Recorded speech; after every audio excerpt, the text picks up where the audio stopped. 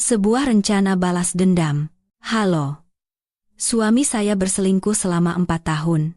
Ketika saya mengetahui fakta ini, ibu saya menyuruh saya untuk berpura-pura tidak tahu apa-apa. Sebulan kemudian, saya baru menyadari betapa mengerikannya nasihat ibu, karena itu adalah awal dari sebuah rencana yang menakutkan.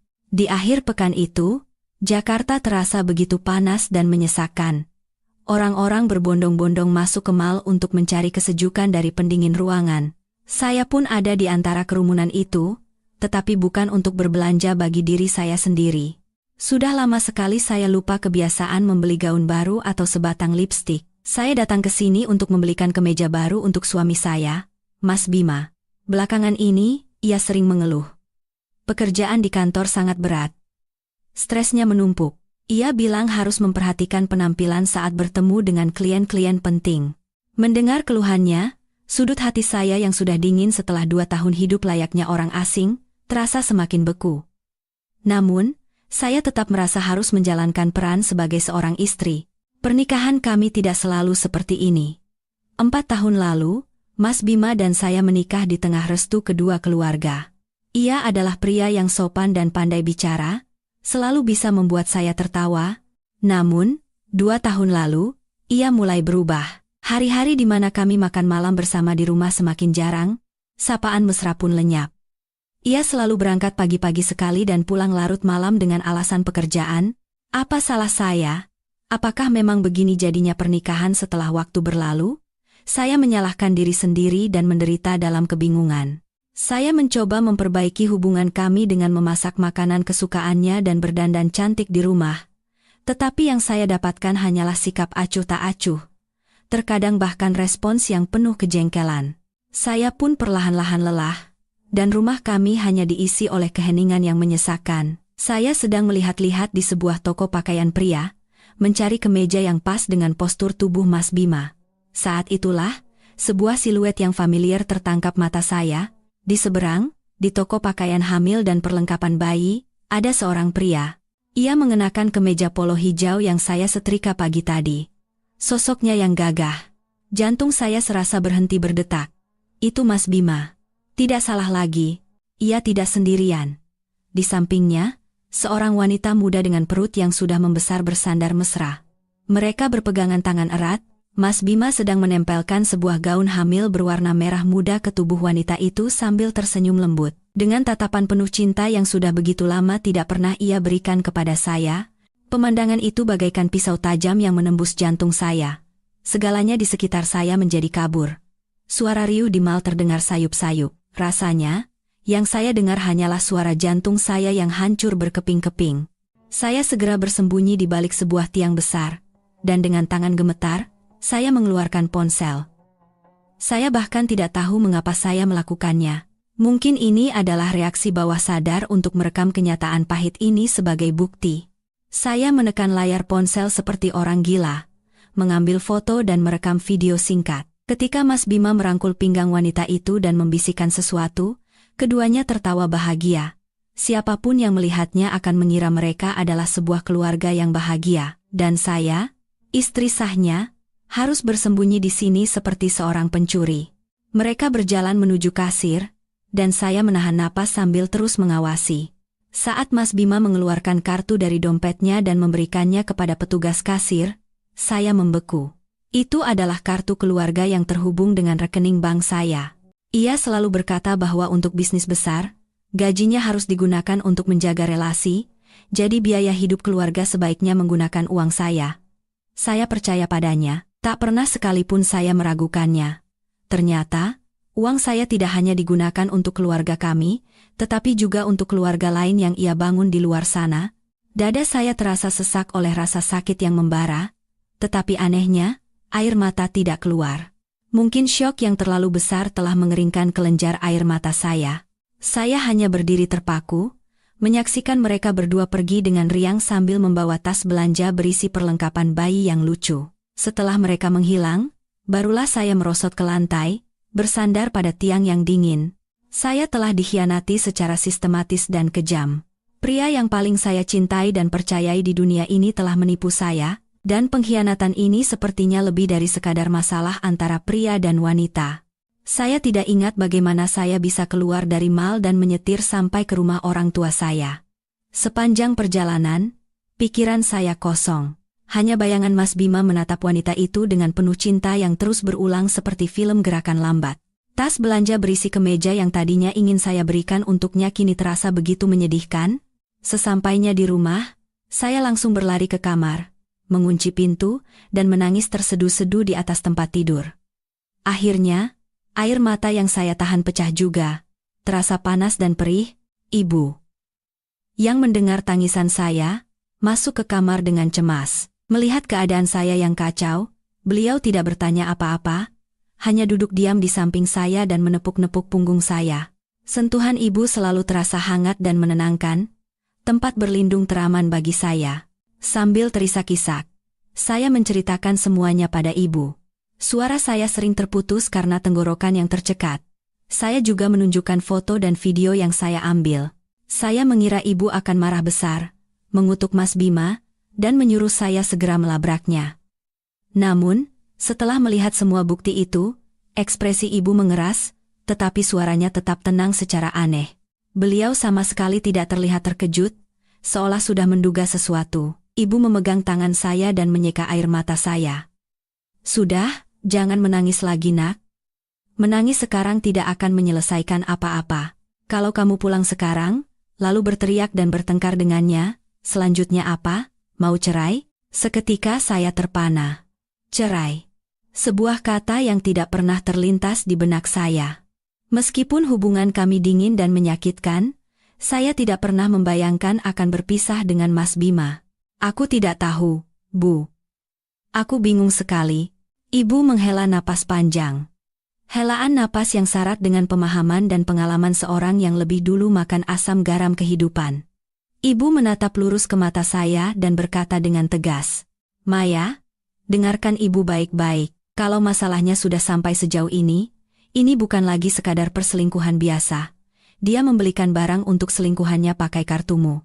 Perlengkapan untuk bayi yang akan lahir pula, itu artinya dia sudah tidak menganggapmu manusia lagi, dan ini bukti bahwa dia sudah merencanakan semuanya sejak lama.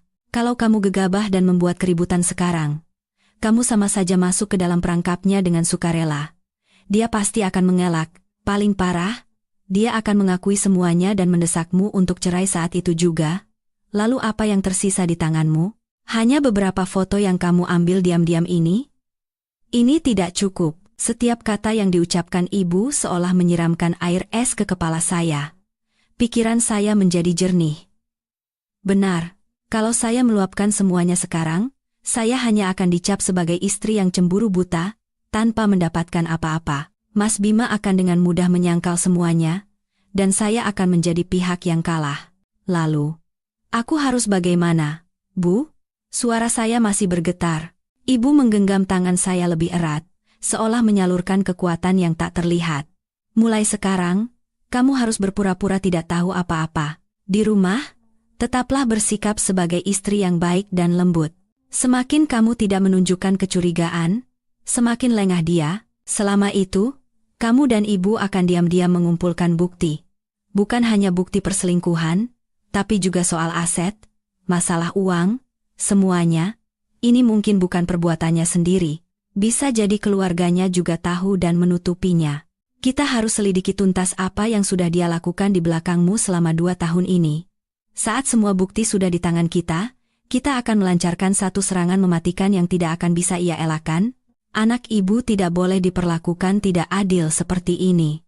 Rencana ibu terdengar menakutkan, tetapi di sisi lain juga memberikan harapan. Harus berpura-pura baik-baik saja, dan setiap hari berhadapan dengan pengkhianat adalah siksaan yang luar biasa. Tapi ibu benar. Sekarang bukan waktunya untuk menjadi lemah. Saya sudah terlalu lama dibohongi.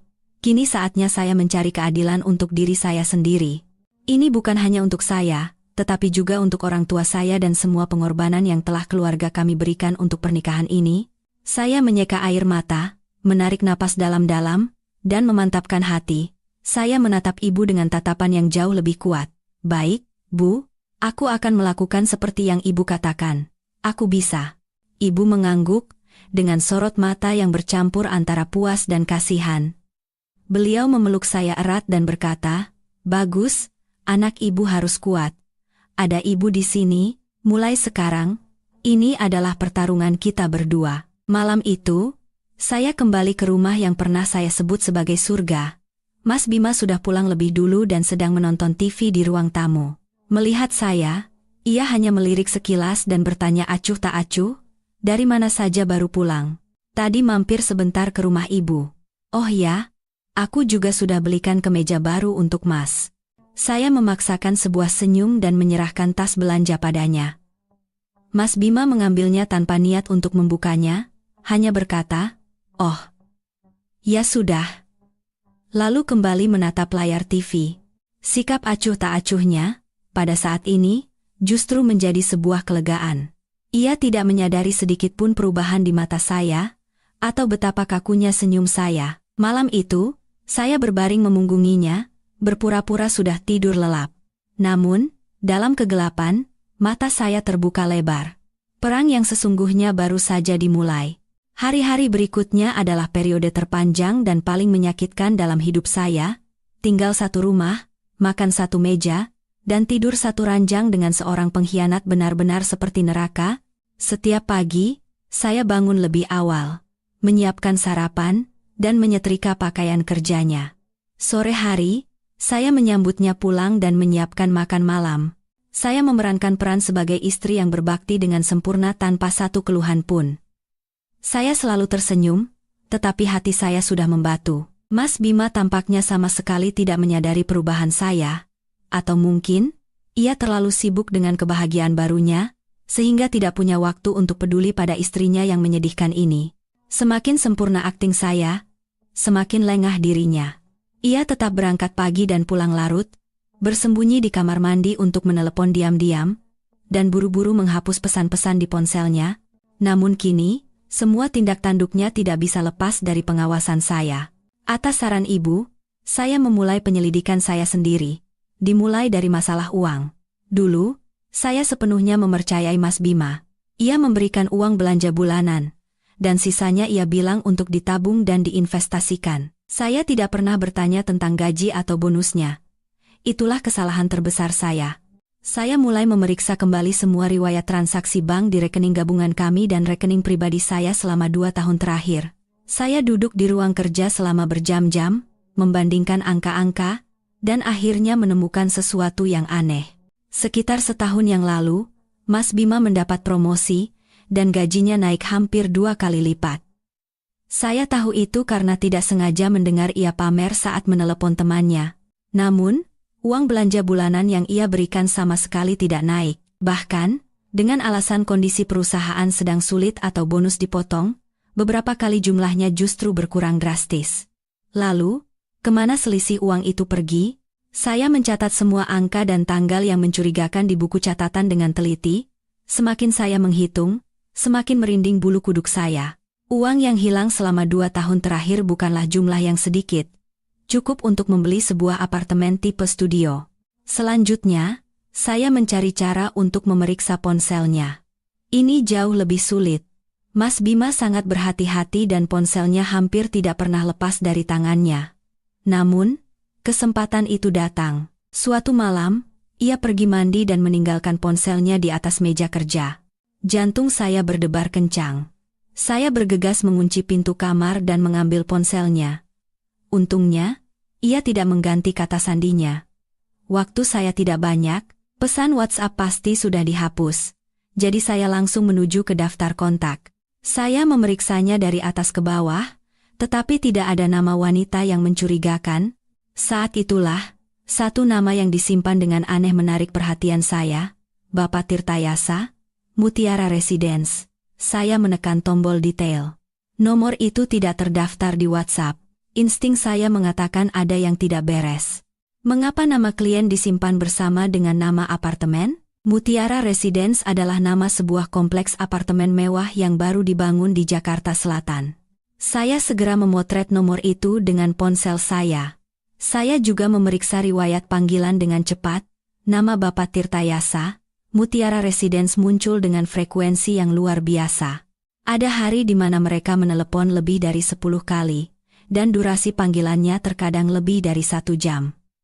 Panggilan itu terutama terjadi pada jam makan siang atau larut malam. Tepat saat itu, suara air di kamar mandi berhenti. Saya terkejut, buru-buru menutup aplikasi kontak, menghapus jejak dari daftar aplikasi yang baru digunakan, dan meletakkan ponselnya kembali ke tempat semula. Beberapa detik kemudian, Mas Bima keluar. Jantung saya masih berdebar kencang, tetapi saya berpura-pura tidak terjadi apa-apa dan terus membaca buku. Malam itu, saya menelepon ibu dan memberitahukan penemuan baru saya. Ibu terdiam sejenak, lalu berkata, "Jangan gegabah menelepon nomor itu, simpan saja dulu. Dan soal Mutiara Residence, besok coba kamu pergi ke apartemen itu. Tapi harus sangat hati-hati, jangan sampai ketahuan." "Baik, Bu. Masalah uang juga. Terus kumpulkan buktinya. Cetak semua rekening koran dan tandai bagian yang aneh. Semuanya harus dalam bentuk dokumen agar nanti punya kekuatan di pengadilan." Setelah menutup telepon dari ibu, semangat saya kembali. Jalan di depan masih terjal, tetapi saya tidak lagi sendirian. Di samping saya, ada ibu yang menunjukkan langkah demi langkah yang harus saya ambil. Petunjuk pertama telah muncul, dan saya merasa berada di jalan yang benar. Tirai rahasia yang menyelimuti pengkhianatan, Mas Bima perlahan-lahan mulai tersingkap. Keesokan paginya, saya bilang pada Mas Bima akan ke rumah ibu seharian dan baru pulang malam. Ia sama sekali tidak peduli dan hanya mengangguk. Sikap acuh tak acuhnya justru mempermudah rencana saya. Setelah Mas Bima berangkat kerja, saya tidak langsung ke rumah ibu, melainkan mengemudikan mobil ke apartemen Mutiara Residence di Jakarta Selatan. Itu adalah kompleks yang baru, mewah, dan eksklusif. Keamanannya sangat ketat, sehingga orang luar tanpa kartu akses penghuni tidak bisa masuk dengan bebas. Saya memarkir mobil di sebuah kafe di seberang yang memungkinkan saya melihat gerbang utama apartemen dengan jelas. Saya memesan secangkir kopi, duduk di sudut, dan mulai menunggu. Waktu berjalan lambat. Saya sendiri tidak tahu apa yang saya tunggu. Apakah Mas Bima benar-benar akan datang ke sini? Ataukah ini hanya kebetulan? Ratusan pertanyaan berputar-putar di kepala saya. Hampir pukul 12 siang, sebuah mobil yang familiar perlahan-lahan memasuki gerbang apartemen. Mobil Mas Bima. Jantung saya mencelos. Ia berbohong pada saya, bilang akan bertemu klien di Cikarang, tetapi ia muncul di sini pada jam ini. Mobilnya berhenti di depan gerbang keamanan, menempelkan kartu, lalu langsung menuju ke parkiran bawah tanah. Benar saja. Ia entah memiliki unit di sini atau selingkuhannya tinggal di sini. Insting saya benar. Saya duduk di kafe, mengepalkan kedua tangan. Sekarang apa yang harus saya lakukan? Saya tidak bisa masuk ke dalam. Saya duduk berpikir sejenak. Saya tidak bisa hanya menunggu tanpa tujuan seperti ini. Saya memutuskan untuk berkeliling apartemen, mencari cara untuk mendapatkan informasi lebih lanjut. Saya berjalan di sepanjang pagar kompleks, berpura-pura seperti penghuni yang sedang berjalan-jalan. Ketika melewati dekat lobi Tower B, saya melihat beberapa pengemudi ojek online sedang menunggu pesanan. Tiba-tiba, sebuah ide bagus muncul. Saya mendekati salah satu pengemudi muda, menyodorkan selembar uang Rp100.000, dan berkata pelan, "Mas, boleh minta tolong sebentar? Saya mau kirim sesuatu untuk keluarga saya di Tower B, tapi saya lupa nomor unitnya. Boleh tolong cek nomor telepon ini pemiliknya tinggal di unit nomor berapa?" Saya menunjukkan nomor Bapak Tirtayasa, Mutiara Residence yang sudah saya simpan di ponsel. Pengemudi itu menatap saya dengan curiga, lalu melirik uang di tangan saya dan ragu sejenak. Saya buru-buru menambahkan, "Kakak saya baru melahirkan, jadi agak pelupa. Saya mau kasih kejutan. Tolong bantu ya Mas." Mendengar penjelasan saya, ia tampaknya lebih percaya. Ia mengangguk, mengeluarkan ponselnya, dan memasukkan nomor itu ke sistem internal aplikasi pengantarannya. Beberapa saat kemudian, ia mengangkat kepala dan berkata, "Oh, iya benar, Bu. Nomor ini terdaftar atas nama Ibu Rania, di Tower B Unit 1708. Rania. Nama yang indah, tetapi bagi saya sekarang, terasa seperti belati yang mengiris hati. Tower B, Unit 1708. Akhirnya saya mendapatkan alamat yang spesifik. Saya mengucapkan terima kasih kepada pengemudi itu, memberikan uangnya, dan bergegas pergi. Sepanjang perjalanan kembali ke mobil, saya merasakan amarah bercampur dengan sedikit rasa kemenangan. Akhirnya saya menemukan tempat tinggal orang ketiga itu. Mutiara Residence, Tower B, 1708. Sebuah apartemen mewah yang jelas tidak murah. Gaji dan bonus Mas Bima yang ia gelapkan dari saya pasti semuanya mengalir ke sini. Dengan uang hasil jerih payah saya, ia menghidupi wanita lain dan membangun keluarga lain. Saya tidak langsung menyalakan mobil. Saya duduk di dalam, menatap kosong ke gedung Tower B yang menjulang tinggi. Saya membayangkan di salah satu unit yang nyaman di atas sana, Mas Bima dan wanita bernama Rania itu sedang berbahagia bersama, makan siang, bercerita, dan mempersiapkan kehadiran si kecil yang akan segera lahir. Sementara saya, istri sahnya, duduk sendirian di sini, meresapi rasa sakit dan pengkhianatan. Amarah saya memuncak. Ingin rasanya saya lari ke Tower B 1708, menggedor pintunya, dan membongkar semuanya. Tetapi saat itu, suara ibu terngiang di telinga saya. Tenang, jangan bertindak bodoh. Saya menggenggam setir erat-erat dan mengatur napas. Belum saatnya. Saya butuh bukti yang lebih kuat. Bukti yang tidak bisa disangkal oleh siapapun. Hari itu, saya duduk di dalam mobil hingga sore hari. Lewat pukul 5, saya melihat mobil Mas Bima keluar dari parkiran bawah tanah. Ia pergi, mungkin pulang ke rumah, untuk kembali memerankan perannya sebagai suami teladan. Saya menunggu sejenak, lalu menyalakan mesin. Tetapi saya tidak pulang. Saya mengarahkan mobil ke sebuah kantor detektif swasta yang direkomendasikan oleh seorang teman. Saya tahu ada hal-hal yang tidak bisa saya lakukan sendiri. Saya butuh foto dan video Mas Bima dan wanita itu keluar masuk apartemen bersama. Saya butuh bukti nyata yang membuktikan hubungan mereka. Dalam perang ini, saya harus menang. Menang telak dan mutlak. Setelah menyewa detektif, hati saya sedikit lebih tenang. Setidaknya saya tidak perlu lagi melakukan pengintaian yang berbahaya dan mudah ketahuan. Saya memberikan alamat Tower B 1708 dan pola aktivitas Mas Bima yang saya ketahui kepada mereka. Sekarang, yang tersisa hanyalah menunggu. Sementara itu, saya terus memainkan peran saya. Tetap bersikap lembut dan perhatian pada Mas Bima. Saya bahkan mengajaknya nonton film di akhir pekan dengan alasan ingin memperbaiki hubungan kami. Tentu saja, Mas Bima menolak. Ia bilang harus pergi keluar kota untuk bertemu klien penting di akhir pekan. Saya hanya tersenyum dan berkata, kalau begitu hati-hati di jalan ya. Jaga kesehatan. Namun dalam hati, saya tahu persis siapa dan di mana klien pentingnya itu. Beberapa hari kemudian, saya menerima telepon dari Mbak Dewi, istri dari Pak Tono, rekan kerja sekaligus atasan langsung Mas Bima. Kami cukup akrab dan sesekali minum kopi atau berbelanja bersama. Maya, akhir pekan ini ada waktu?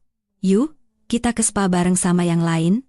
Wajahmu kelihatan agak kusam akhir-akhir ini. Saya menerimanya dengan senang hati. Saya juga butuh teman bicara untuk sedikit meringankan beban di hati. Kami sepakat bertemu di spa langganan kami pada hari Sabtu sore. Saat sedang menikmati pijatan yang menenangkan, Mbak Dewi tiba-tiba bertanya, Maya, aku mau nanya jujur nih, tapi jangan marah ya, kalian berdua lagi ada masalah? Saya terkejut, tetapi berusaha bersikap biasa saja. Kenapa, Mbak? Nggak ada apa-apa kok. Mbak Dewi menatap saya dengan kasihan, lalu merendahkan suaranya. Soalnya, aku beberapa kali lihat pas lagi makan bareng orang-orang kantor, sikap Mas Bima itu agak aneh, kayak orang yang hidup sendiri gitu. Karyawan baru yang muda-muda suka godain dia, tapi dia nggak nolak sama sekali, malah kelihatan menikmati. Jantung saya berdebar kencang, tapi saya memaksakan tawa. Bercanda kali, Mbak. Mas Bima kan memang suka bercanda. Mbak Dewi tampak tidak percaya dan menghela napas.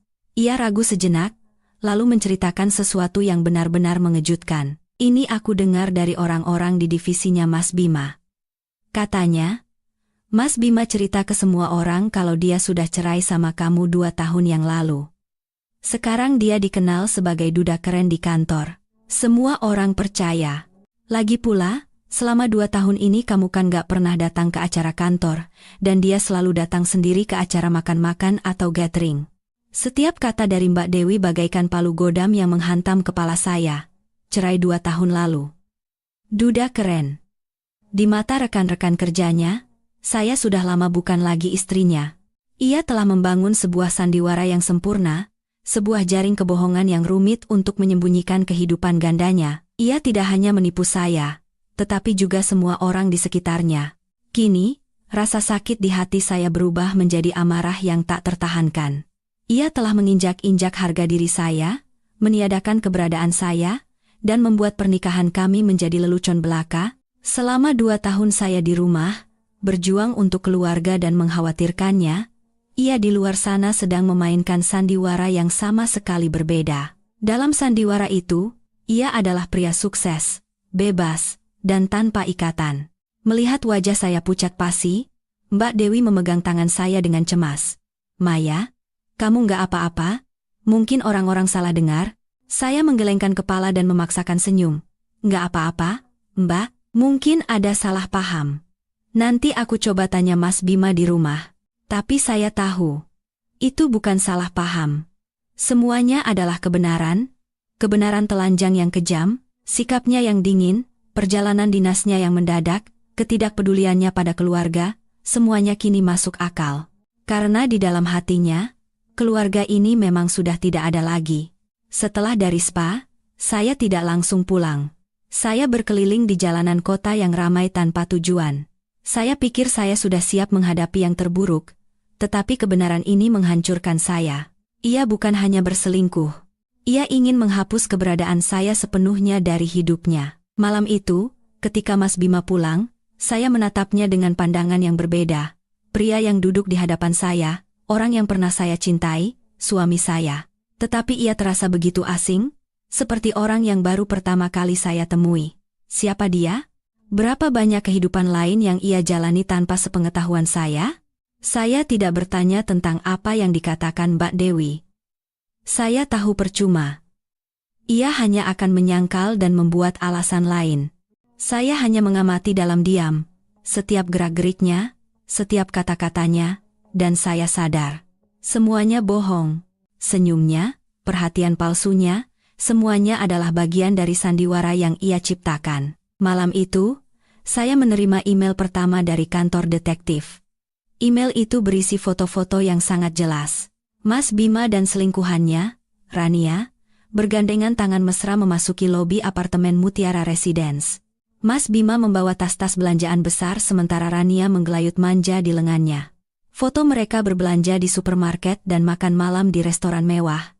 Mereka tampak begitu bahagia, seperti pasangan pengantin baru. Saya melihat setiap foto. Jantung saya tidak lagi terasa sakit, yang tersisa hanyalah kehampaan dan kebencian.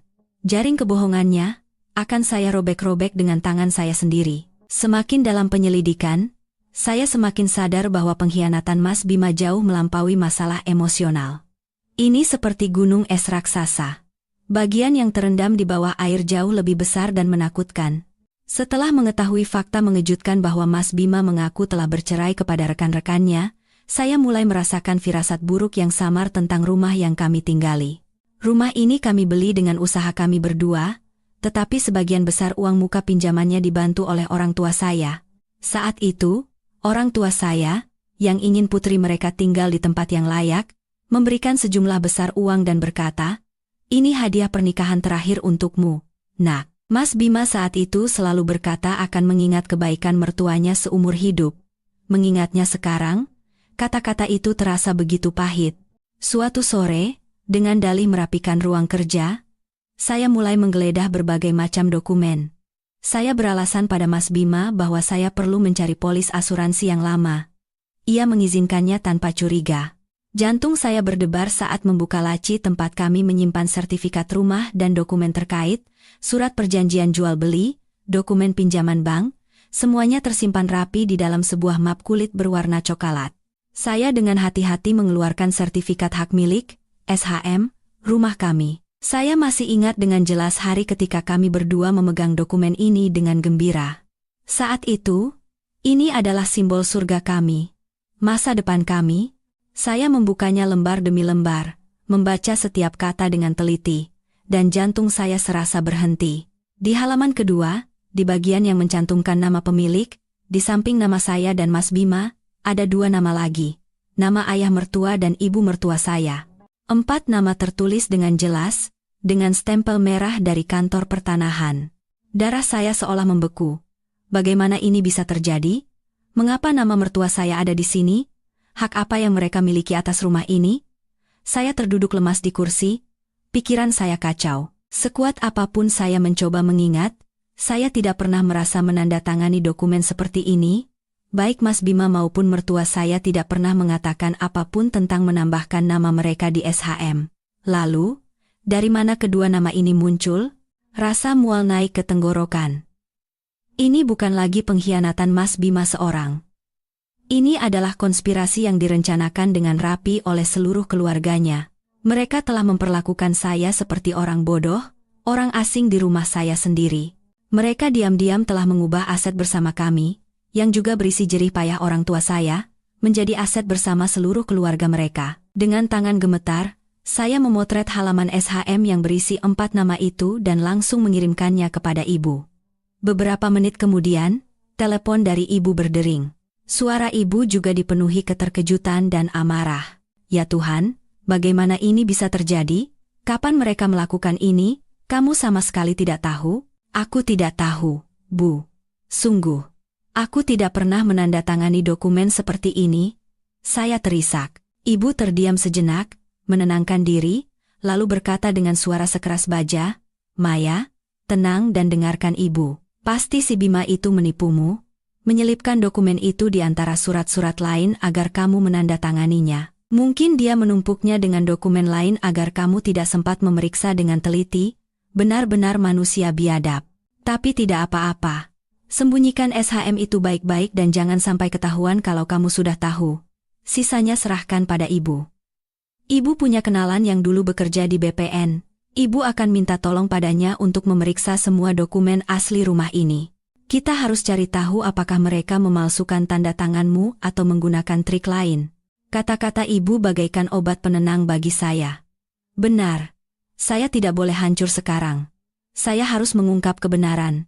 Pengkhianatan ini sudah keterlaluan. Sekarang mereka menyentuh keluarga saya, cinta dan kerja keras yang diberikan orang tua saya.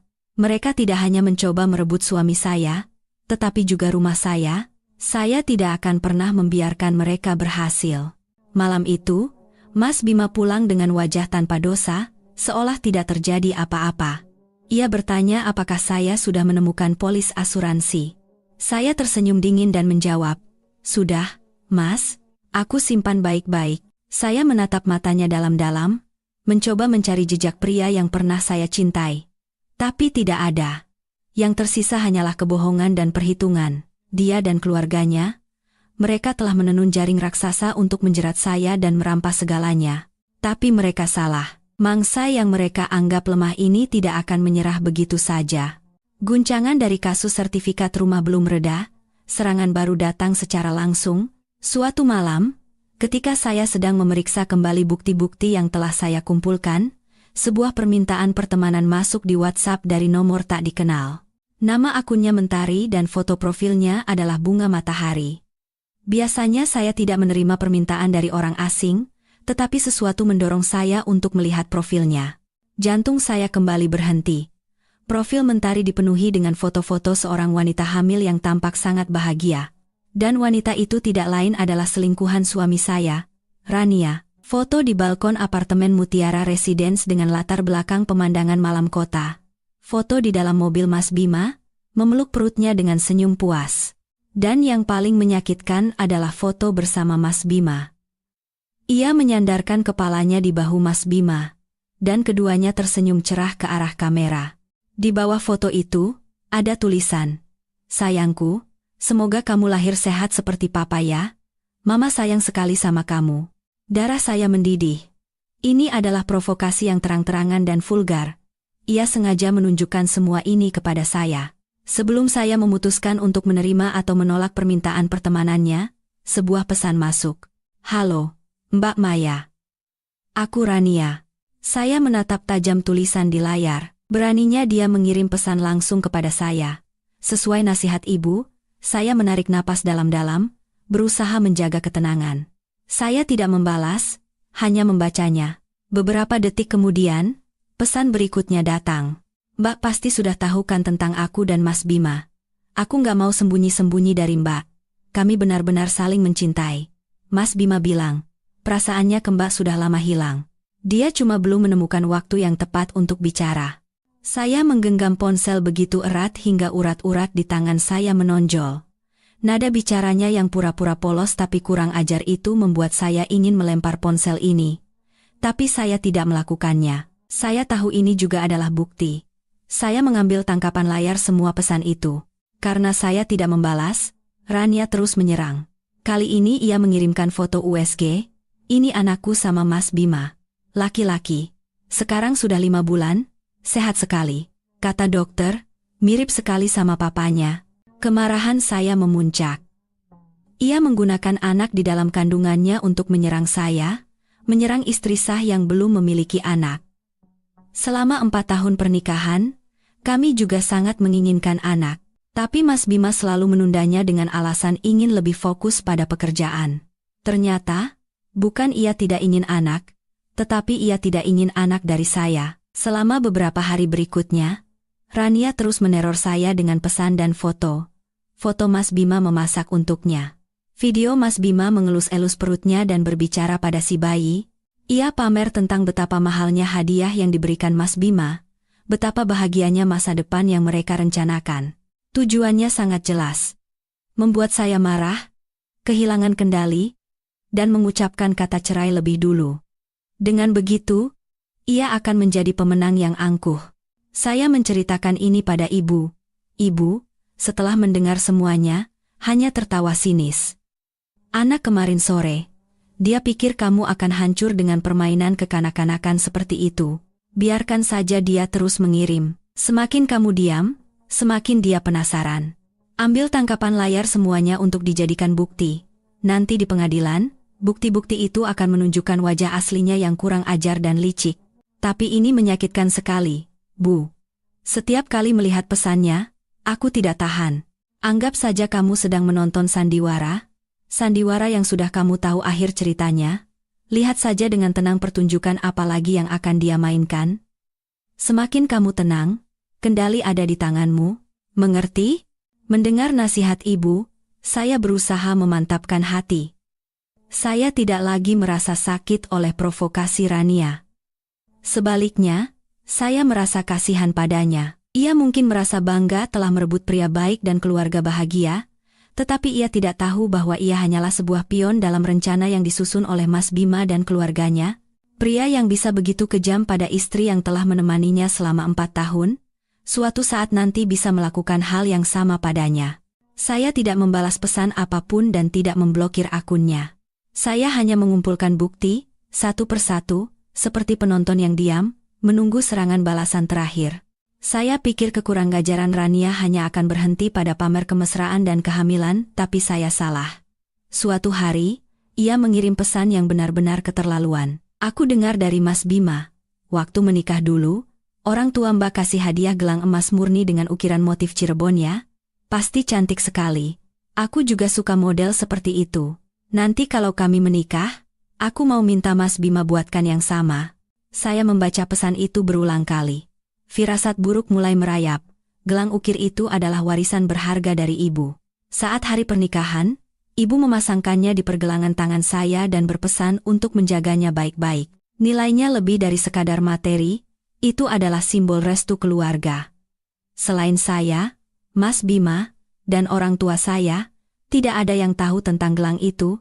Kenapa Mas Bima menceritakan hal sepribadi itu pada selingkuhannya? Dan kenapa dia mengungkitnya sekarang? Firasat buruk saya semakin kuat. Saya bergegas ke kamar tidur. Di sana, ada brankas tempat kami menyimpan dokumen penting dan barang berharga. Kuncinya ada 2, satu saya pegang, satu lagi dipegang Mas Bima. Dengan tangan gemetar, saya memasukkan kunci dan memutar kombinasi nomor, pintu baja yang berat itu terbuka. Di dalamnya kosong. Gelang ukir yang tersimpan di dalam kotak bludru merah telah hilang. Map berisi SHM asli juga tidak ada di tempatnya. Yang tersisa hanyalah beberapa buku tabungan atas nama saya dan sedikit uang tunai. Seluruh kekuatan saya seolah lenyap. Saya terduduk di lantai. Mereka telah mengambilnya. Mas Bima sendiri yang telah membuka brankas dan mencuri hadiah pernikahan paling berharga milik saya, termasuk sertifikat rumah. Ia telah mengambil segalanya. Ia bukan hanya mengkhianati perasaan dan menipu uang, ia adalah seorang pencuri. Pencuri di rumah saya sendiri. Air mata mengalir deras tak terbendung. Ini bukan lagi kesedihan seorang istri yang dikhianati. Ini adalah luka mendalam ketika kepercayaan dihancurkan dengan cara paling kejam. Saya pikir, meskipun perasaannya telah berubah, setidaknya masih ada sedikit rasa hormat di antara kami, tapi tidak. Tindakannya membuktikan bahwa di matanya, saya bukan apa-apa, semua kenangan dan kebaikan telah ia buang begitu saja. Saya menelepon ibu. Suara saya tercekat oleh tangisan. Ibu. Setelah mendengar semuanya, terdiam lama. Dari suara napasnya yang berat di seberang telepon, saya bisa merasakan amarahnya yang mendidih. Bagus sekali. Sampah-sampah itu akhirnya menunjukkan wujud aslinya. Mereka tidak hanya ingin kamu pergi dengan tangan kosong. Mereka ingin merampokmu. Lalu, tiba-tiba ibu menjadi tenang. Suaranya menjadi dingin dan tegas. Maya, berhenti menangis. Air mata tidak ada gunanya sekarang. Dengarkan ibu baik-baik. Fakta bahwa mereka mengambil SHM dan gelang itu artinya mereka baru saja menggantungkan tali di leher mereka sendiri. Kamu, berpura-pura tidak tahu apa-apa, jangan sampai mereka tahu kamu sudah sadar. Biarkan mereka merasa menang, ibu punya cara untuk mengurus ini. Saya tidak tahu apa yang ada di pikiran ibu, tetapi ketenangannya membuat saya merasa lebih baik. Saya menyeka air mata dan berusaha bangkit. Kesedihan telah berubah menjadi amarah. Kelemahan berubah menjadi tekad sekeras baja. Apa yang telah mereka rampas dari saya, akan saya rebut kembali berkali-kali lipat. Tidak ada lagi penyesalan atas pernikahan ini. Satu-satunya yang saya inginkan sekarang adalah keadilan. Keadilan untuk diri saya sendiri dan keluarga saya. Saya menatap brankas yang kosong dan berjanji dalam hati. Mas Bima, dan keluargamu, nikmatilah sepuasnya. Waktu bersenang-senang kalian tidak akan lama lagi. Setelah guncangan akibat pencurian perhiasan dan sertifikat rumah, sesuai dengan nasihat ibu, saya sama sekali tidak menunjukkan tanda-tanda bahwa saya mengetahui segalanya. Akting saya begitu sempurna hingga terkadang saya merasa jijik pada diri sendiri. Namun, setiap kali melihat brankas yang kosong, kebencian di dalam diri saya semakin membara. Sementara itu, ibu mulai bertindak. Ibu memiliki seorang teman lama yang suaminya dulu bekerja di Badan Pertanahan Nasional, BPN. Meskipun sudah pensiun, koneksinya masih ada. Ibu menemuinya dan menjelaskan situasi secara tersamar. Beliau hanya mengatakan bahwa ada ketidakjelasan dalam sertifikat rumah putrinya, dan ingin memastikan apakah ada kesalahan. Beberapa hari kemudian, teman ibu menelepon. Informasi yang ia sampaikan mengkonfirmasi kecurigaan terburuk kami. Sudah saya cek, Mbak. Benar nama mertua putrimu ditambahkan di SHM rumahnya. Dokumennya masuk hampir setahun yang lalu. Ibu menahan amarahnya dan bertanya. Lalu, apakah di dokumen itu ada tanda tangan putri dan menantu saya, Pak? Hening sejenak di seberang telepon, lalu terdengar jawaban. Tentu saja. Sesuai aturan, untuk mengubah kepemilikan aset bersama suami istri, keduanya harus hadir di kantor notaris untuk menandatangani. Di dokumen yang tersimpan, terlampir akta notaris yang sudah ditandatangani oleh Maya dan suaminya, Bima. Mendengar itu, ibu memahami segalanya. Setelah berterima kasih pada temannya dan menutup telepon, wajah ibu mengeras. Malam itu, ketika saya mampir ke rumah, ibu membawa saya ke kamar dan menceritakan semuanya. Sesuai dugaan ibu, si Bima itu menipumu untuk menandatangani dokumen, kata ibu dengan tegas. Saya mencoba mengingat. Hampir setahun yang lalu, apa ada kejadian khusus? Saya mengerutkan kening, berpikir keras. Lalu, sebuah ingatan samar muncul. Bu, aku ingat. Sekitar waktu itu, Mas Bima memberiku setumpuk tebal dokumen untuk ditandatangani. Katanya itu dokumen untuk pinjaman khusus karyawan di perusahaannya, untuk investasi di proyek internal. Prosedurnya rumit jadi banyak yang harus ditandatangani.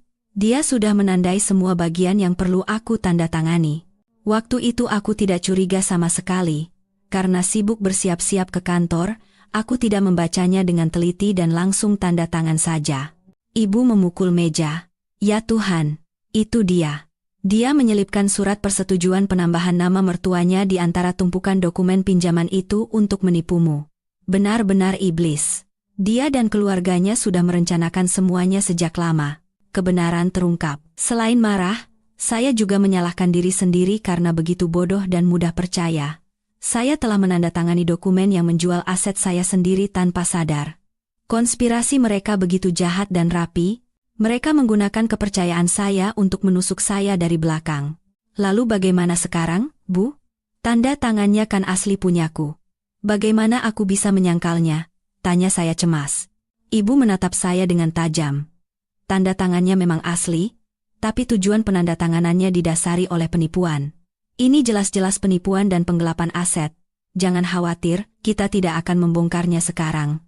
Biarkan mereka percaya kalau rencana mereka berhasil sempurna. Selama itu, kita akan kumpulkan lebih banyak bukti tentang bagaimana kamu ditipu untuk menandatanganinya. Apa kamu ingat siapa lagi yang ada di sana saat itu? Atau ada pesan atau email yang dia kirim tentang pinjaman khusus itu? Saya menggeleng. Waktu itu hanya kami berdua di rumah, dan pembicaraan penting hampir selalu lisan. Bukan lewat pesan, ibu berpikir sejenak. Tidak apa-apa. Kalau tidak ada bukti langsung, kita cari bukti tidak langsung. Serahkan itu pada ibu. Yang harus kamu lakukan sekarang adalah bersikap sangat tenang, berpura-pura lebih lemah dan naif. Dengan begitu, mereka akan semakin lengah dan menunjukkan lebih banyak celah. Saat meninggalkan rumah ibu, hati saya terasa berat. Tetapi di sisi lain juga menjadi jelas. Konspirasi mertua saya telah terungkap. Saya bukan lagi korban yang gemetar dalam ketidakpastian. Saya tahu persis siapa musuh saya dan apa tujuan mereka. Mereka menginginkan segalanya, dan saya tidak akan memberikan apapun kepada mereka. Pertarungan ini bukan lagi sekadar untuk merebut kembali harta, tetapi untuk merebut kembali harga diri dan keadilan yang telah mereka injak-injak. Keluarga Mas Bima sepertinya sama sekali tidak tahu bahwa konspirasi mereka untuk merebut rumah telah kami ketahui. Mereka percaya semuanya berjalan sesuai rencana sempurna mereka dan tetap tenang. Mungkin karena saya tetap diam dan patuh. Mas Bima mulai memasang perangkap baru. Kali ini, perangkap yang jauh lebih besar, menargetkan tabungan pribadi saya. Belakangan ini, sikap Mas Bima tiba-tiba berubah. Ia tidak lagi dingin dan acuh tak acuh, melainkan menjadi sangat manis dan perhatian. Ia pulang lebih awal, sesekali membawakan bunga, bahkan membantu pekerjaan rumah. Ia membicarakan kenangan masa pacaran kami dan masa depan yang pernah kami rencanakan bersama. Aktingnya begitu sempurna. Jika saya tidak tahu wujud aslinya, mungkin saya akan luluh dan percaya bahwa ia benar-benar menyesal. Tapi saya tidak. Perubahan mendadak ini justru membuat saya semakin waspada. Di balik manisnya ini, pasti ada konspirasi yang lebih pahit. Dan dugaan saya tidak meleset.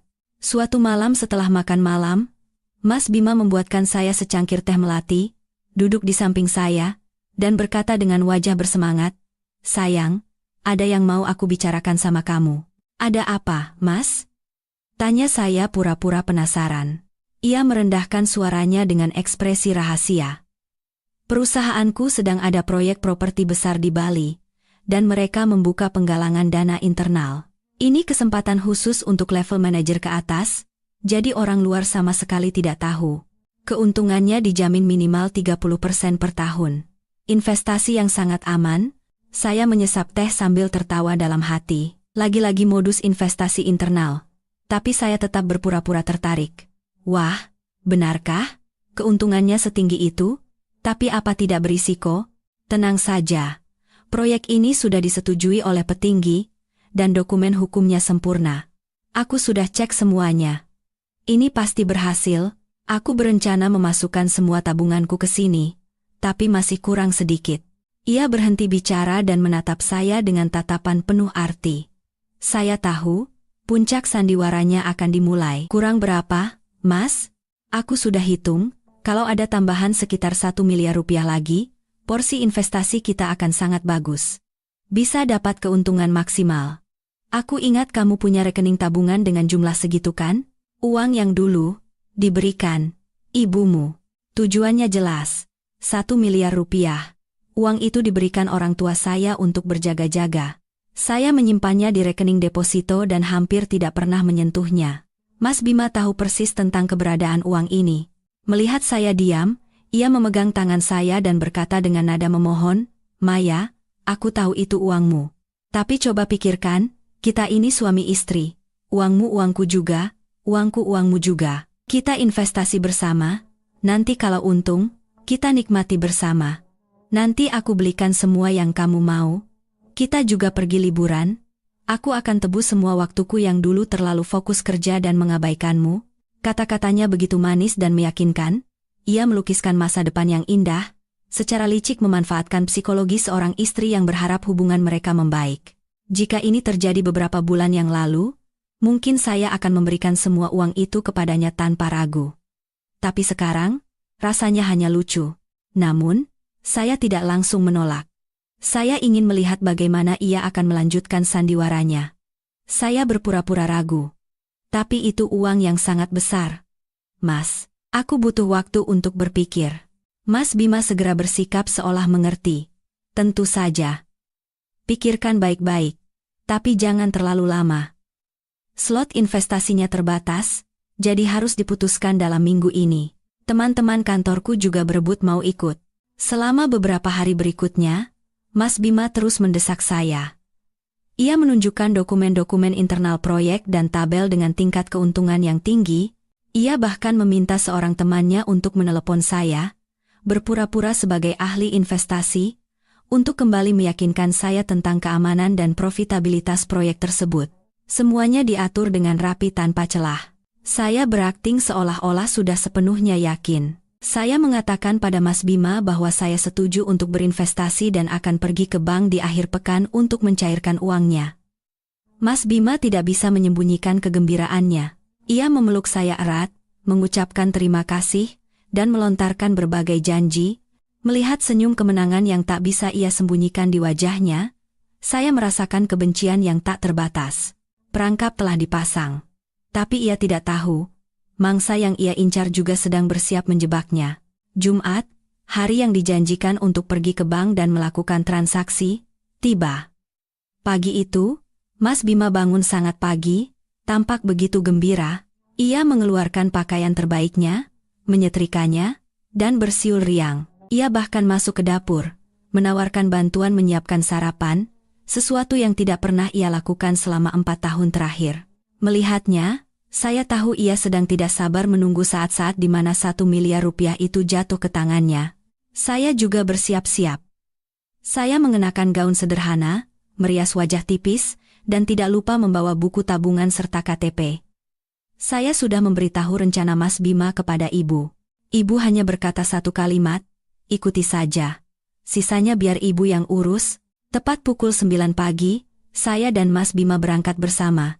Ia membukakan pintu mobil untuk saya dengan mesra, seperti saat kami masih pacaran. Sepanjang perjalanan ke bank, ia tidak henti-hentinya berceloteh tentang rencana apa yang akan kami lakukan dengan keuntungan investasi nanti. "Kita ganti mobil yang lebih besar ya. Terus akhir tahun kita liburan ke Eropa. Kamu paling mau ke negara mana?" Saya hanya tersenyum dan mengangguk. Dalam hati, saya berpikir satu-satunya perjalanan yang akan segera ia alami adalah perjalanan jatuh ke jurang kebohongannya sendiri. Sesampainya di bank, kami parkir dan masuk. Ia bersikap sangat profesional, mengatakan kepada teller bahwa kami akan menarik sejumlah besar uang.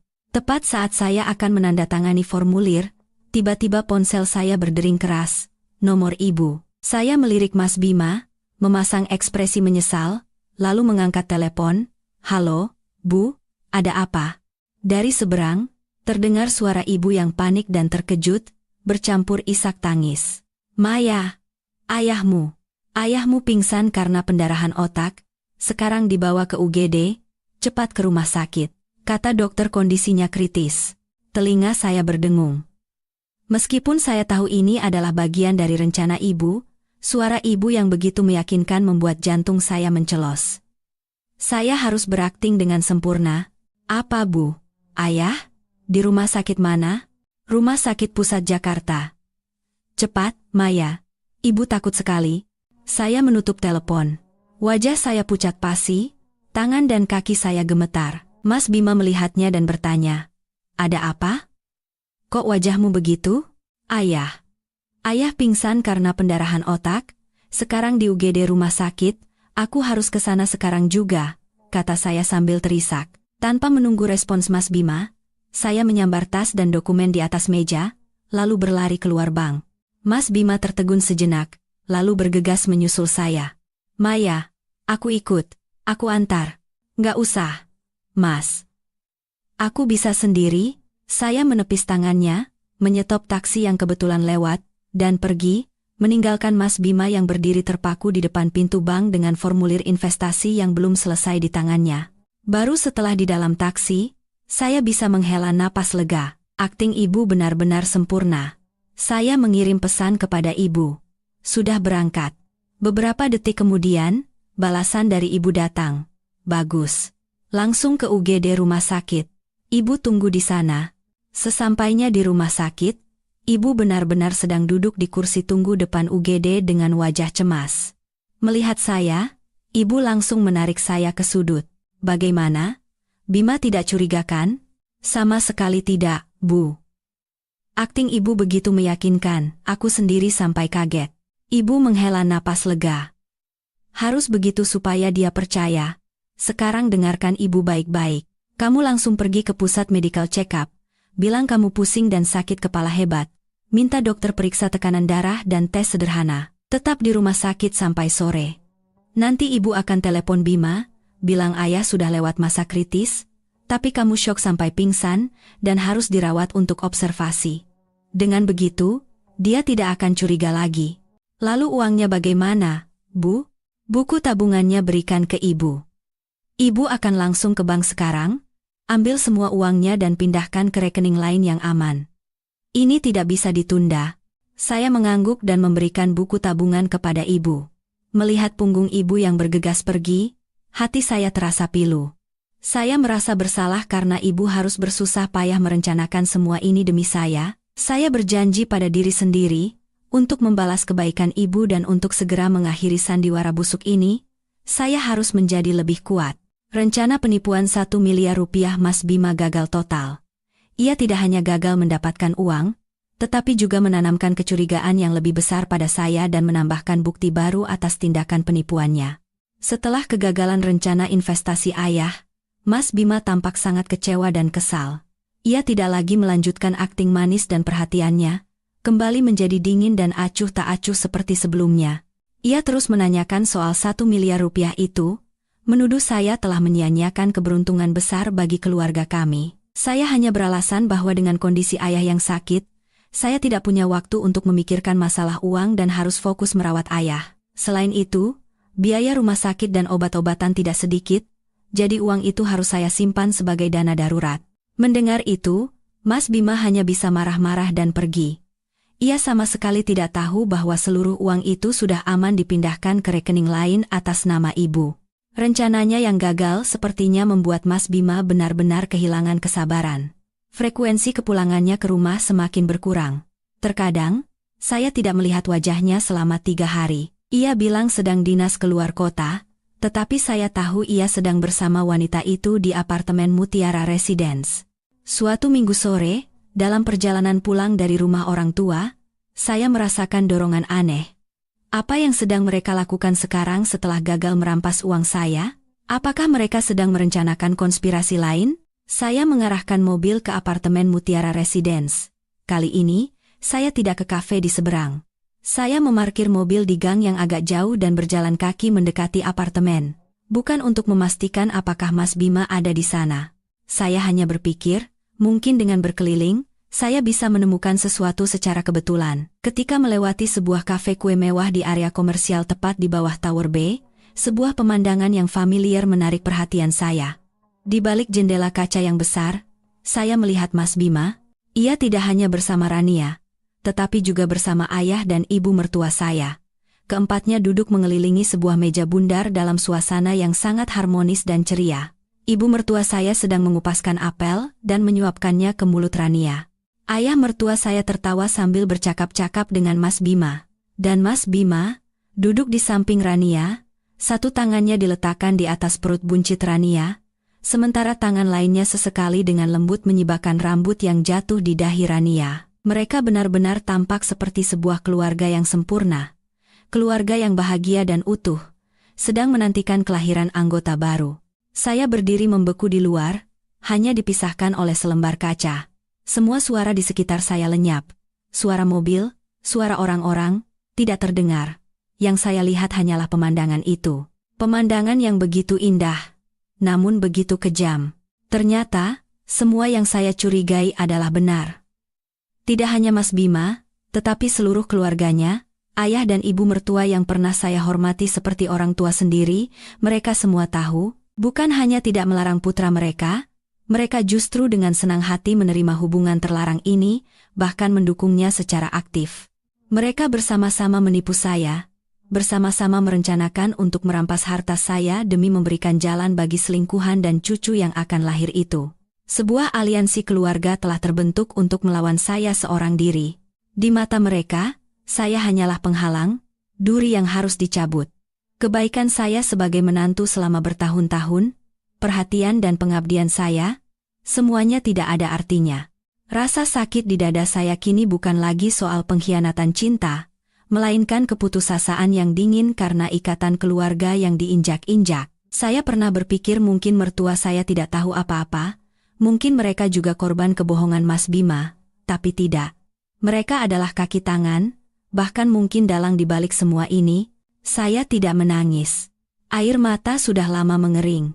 Saya hanya menyaksikan mereka tertawa, bercanda, dan memanjakan menantu baru mereka. Dengan tenang, saya mengeluarkan ponsel dan mengabadikan momen itu. Foto ini, bersama dengan semua bukti lain, akan menjadi senjata saya. Saya berbalik tanpa menoleh ke belakang sekalipun. Sejak saat ini, tidak ada lagi keraguan atau harapan yang tersisa di hati saya. Perang ini bukan lagi antara saya dan Mas Bima. Ini adalah perang antara saya dan seluruh keluarganya. Dan saya tidak akan pernah kalah.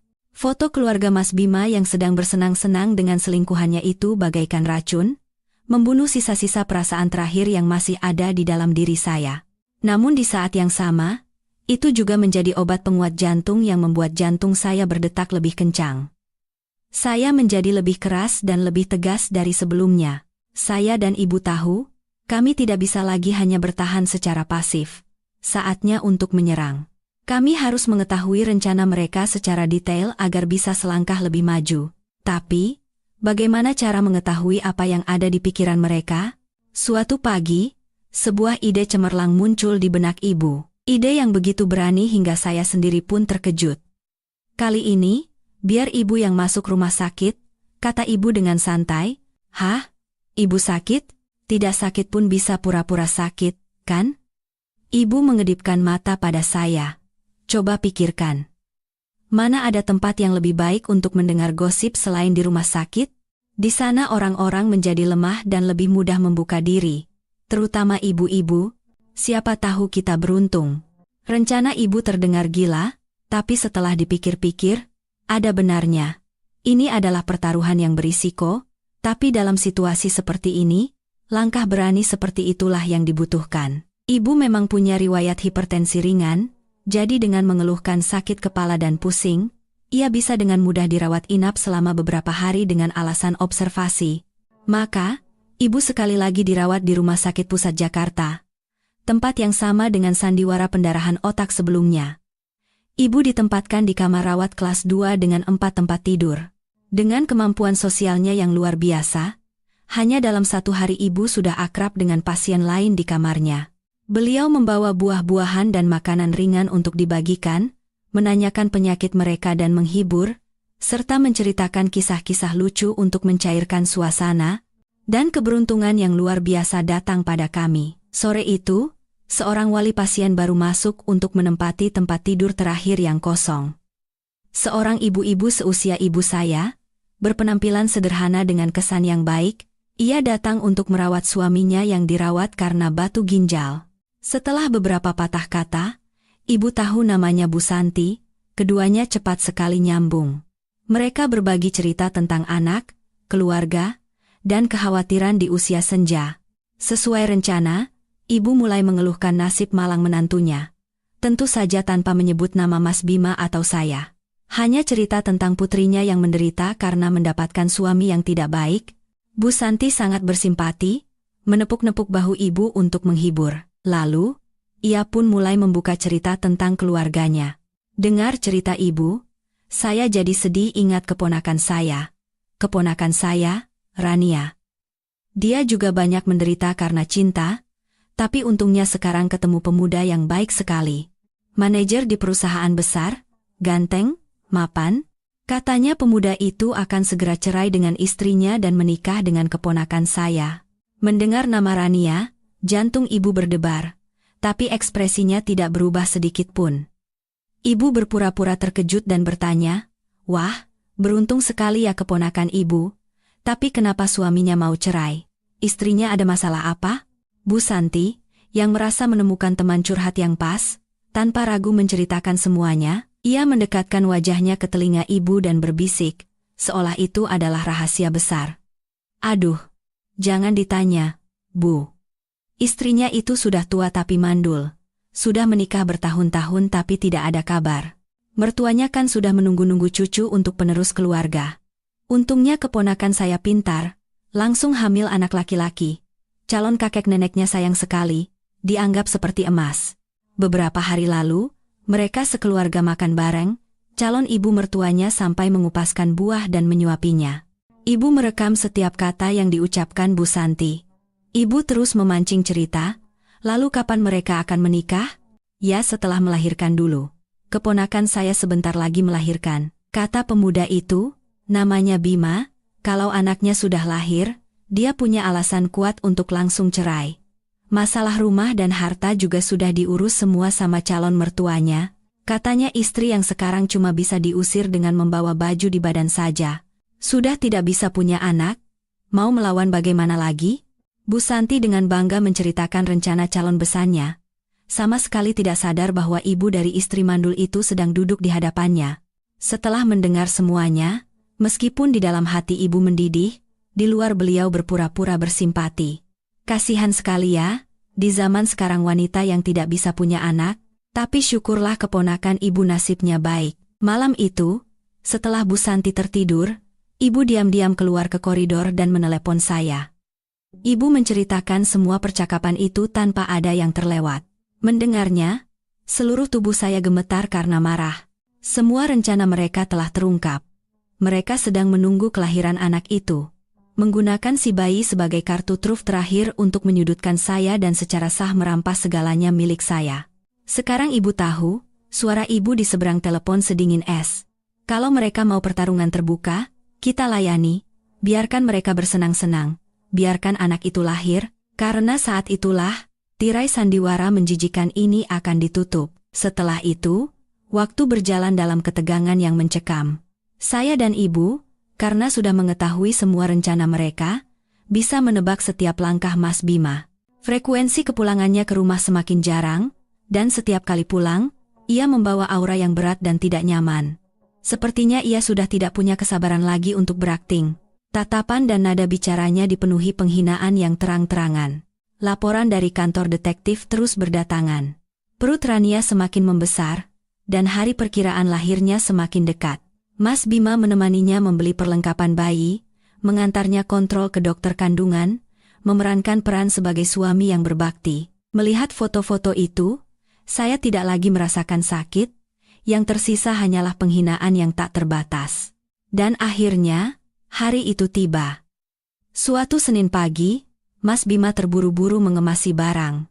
Dengan suara yang dibuat-buat ceria, ia berkata pada saya, "Sayang, aku sepertinya harus dinas mendadak ke Surabaya beberapa hari. Ada proyek besar. Jaga rumah baik-baik ya, jaga kesehatan juga." "Iya, Mas, hati-hati di jalan." Saya tersenyum, membantunya membereskan koper, dan menyetrika beberapa kemeja, memainkan peran sebagai istri yang baik sampai akhir. Ia memeluk saya sekilas, lalu bergegas pergi. Begitu mobilnya menghilang dari gerbang, senyum di wajah saya pun lenyap. Saya tahu persis apa proyek besarnya itu. Kurang dari 1 jam kemudian, pesan dari detektif masuk.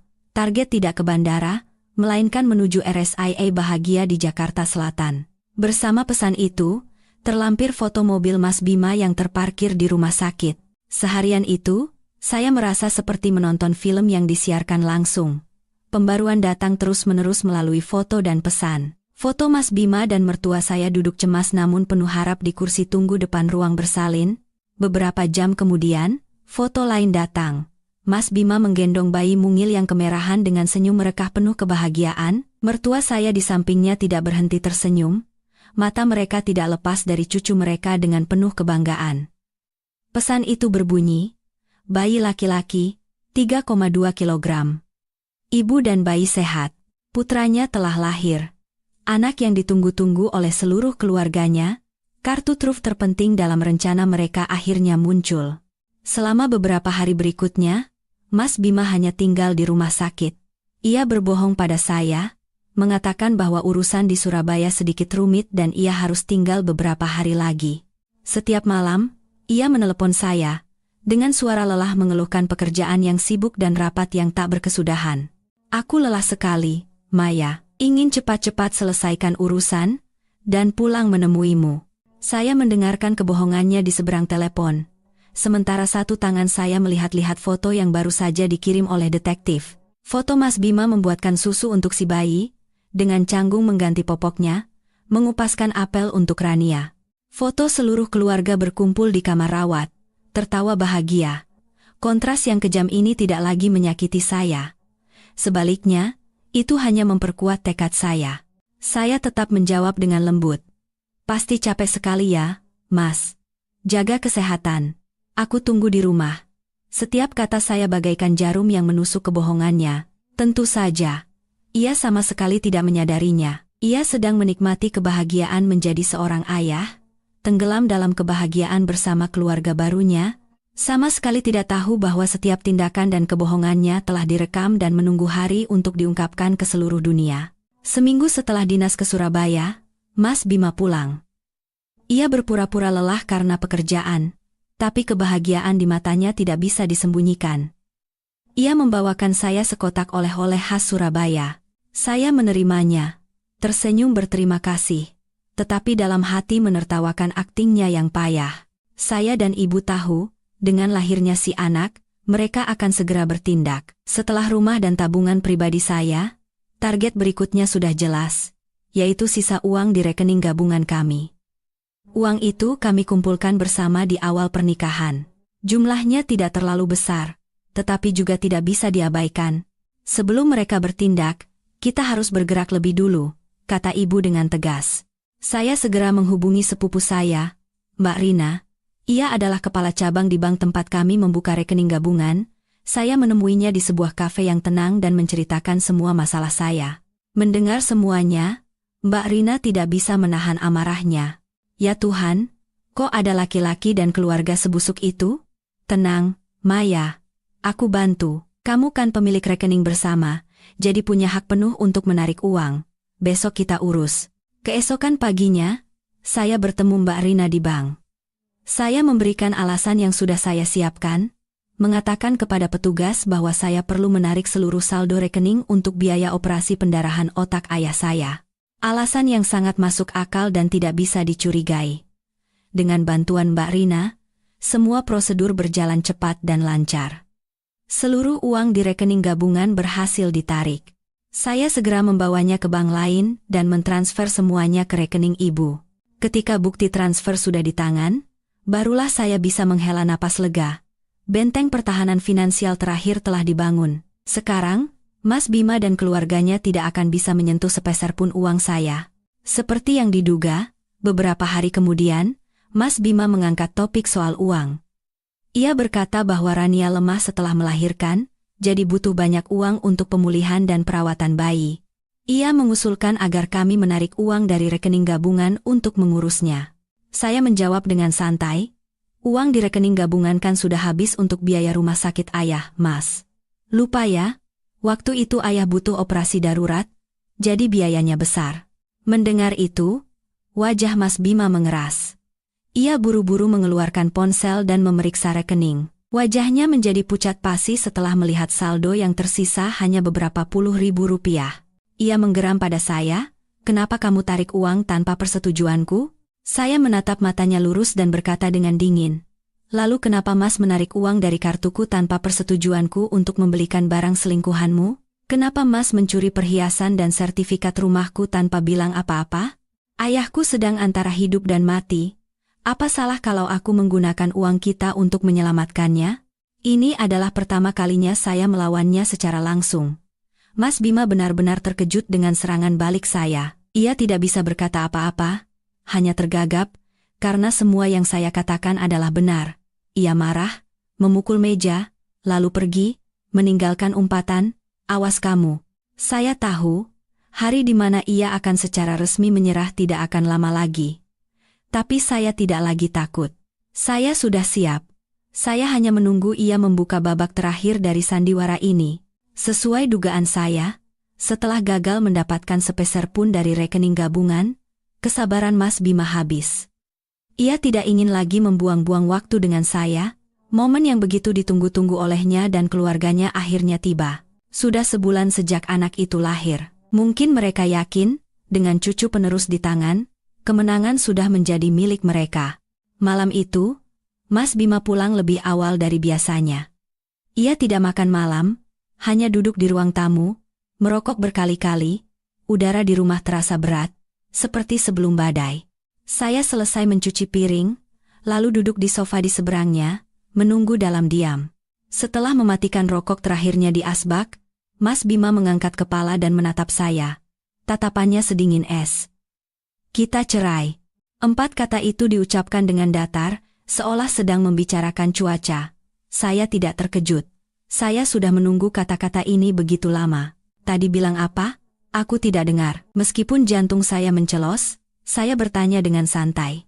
Ia berteriak tidak sabar, "Cerai." "Tidak dengar? Perasaan kita sudah lama hilang. Aku punya wanita lain, dan kami punya anak laki-laki. Mari kita saling melepaskan." Ia mengeluarkan setumpuk dokumen yang sudah disiapkan dari tasnya dan melemparkannya ke arah saya. "Surat cerai dan perjanjian pembagian harta." "Aku sudah tanda tangan." "Baca, lalu kamu tanda tangan juga?" Saya mengambil dokumen itu tanpa gemetar sedikit pun. Saya membacanya, isinya jauh lebih buruk dari yang saya bayangkan. Ia menawarkan uang ganti rugi sebesar 300 juta rupiah. Sebagai gantinya, saya harus segera pergi dari rumah ini dan melepaskan hak atas semua aset lainnya. Mengenai rumah, tertulis, rumah ini adalah aset bersama tergugat dan orang tuanya, sehingga penggugat tidak berhak menuntut pembagian. Setelah selesai membaca, saya mengangkat kepala, menatapnya, dan tertawa sinis. Apa ia masih menganggap saya wanita bodoh yang dulu? 300 juta? 4 tahun hidup sebagai istrimu, pengorbananku untuk rumah ini, jerih payah orang tuaku, semuanya kamu anggap hanya seharga 300 juta? Mas Bima tersenyum menghina. "Jangan serakah. 300 juta itu juga karena aku masih punya sedikit rasa kasihan. Kamu tidak tahu di SHM rumah ini ada nama orang tuaku? Kamu tidak punya hak apa-apa. Tidak mau tanda tangan juga percuma. Kalaupun kita ke pengadilan, kamu tidak akan dapat lebih dari ini, hanya akan mempermalukan diri sendiri." Ia begitu percaya diri, berpikir semua bukti menguntungkannya. Ia berpikir saya tidak tahu apa-apa tentang konspirasi kotor keluarganya. Ia berharap saya akan menangis, memohon, atau mengamuk, tapi saya tidak melakukan apapun dari itu. Saya meletakkan dokumen itu dengan tenang di atas meja. Lalu, saya menatap matanya lurus dan berkata dengan sangat tenang, "Baik, aku akan tanda tangan." Mas Bima tertegun. Reaksi saya benar-benar di luar dugaannya. Ia tidak menyangka saya akan setuju semudah ini. "Kamu serius?" "Iya," saya mengangguk. "Tapi sebelum tanda tangan, aku punya satu permintaan kecil." "Permintaan? Apa?" tanyanya dengan tatapan penuh curiga. Saya tersenyum. Senyum yang mungkin tidak akan pernah ia lupakan seumur hidupnya. "Pesta akikah anakmu diadakan di mana? Izinkan aku datang. Bagaimanapun, aku kan masih istri sahmu. Aku juga ingin melihat wajah si kecil. Dan sebelum kita resmi berpisah, aku ingin mengucapkan salam perpisahan terakhir pada keluarga dan teman-temanmu." Permintaan saya membuat Mas Bima benar-benar bingung. Ia tidak mungkin tahu niat saya, Tapi karena saya setuju untuk bercerai dengan mudah, ia mungkin menganggap ini hanyalah sisa-sisa harga diri seorang wanita yang kalah. Setelah ragu sejenak, ia mengangguk. Baik. Hari Minggu ini, jam 7 malam di Ballroom Hotel Grand Nusantara. Datanglah. Tapi jangan macam-macam. Tenang saja, jawab saya sambil tetap tersenyum. Aku hanya datang untuk mengucapkan selamat. Mas Bima tidak sadar, ia baru saja memberikan undangan di tangan saya. Undangan ke pemutaran perdana film tentang kehidupan palsunya. Dan saya akan menjadi sutradaranya. Minggu terakhir di bawah satu atap berlalu dalam keheningan yang menyesakkan. Mas Bima hampir tidak pernah pulang. Ia sibuk mempersiapkan pesta akikah meriah untuk putranya, yang mungkin juga merupakan pesta perayaan kemenangan bagi seluruh keluarganya. Saya dan ibu juga mengerahkan seluruh tenaga untuk menyiapkan hadiah terakhir kami. Setiap malam, kami duduk bersama, memeriksa kembali dan menyusun semua bukti yang telah kami kumpulkan selama beberapa bulan terakhir.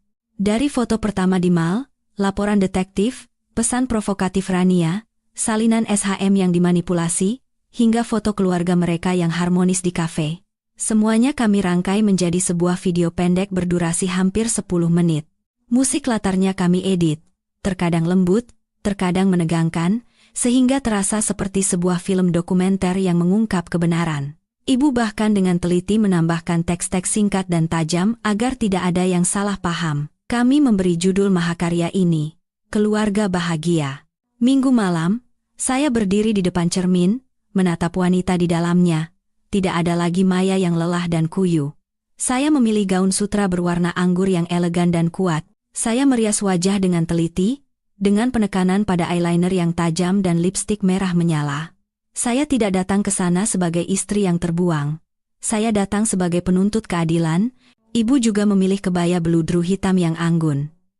Beliau memegang tangan saya dan berkata dengan tatapan yang bercampur antara kasihan dan ketegasan, "Ayo, nak. Saatnya menutup tirai." Hotel Grand Nusantara malam itu bersinar terang. Ballroom VIP dihias mewah dengan balon dan bunga segar. Mas Bima, dengan setelan jas mahal, berdiri di pintu masuk menyambut tamu bersama orang tuanya. Wajah mereka bersinar penuh kepuasan.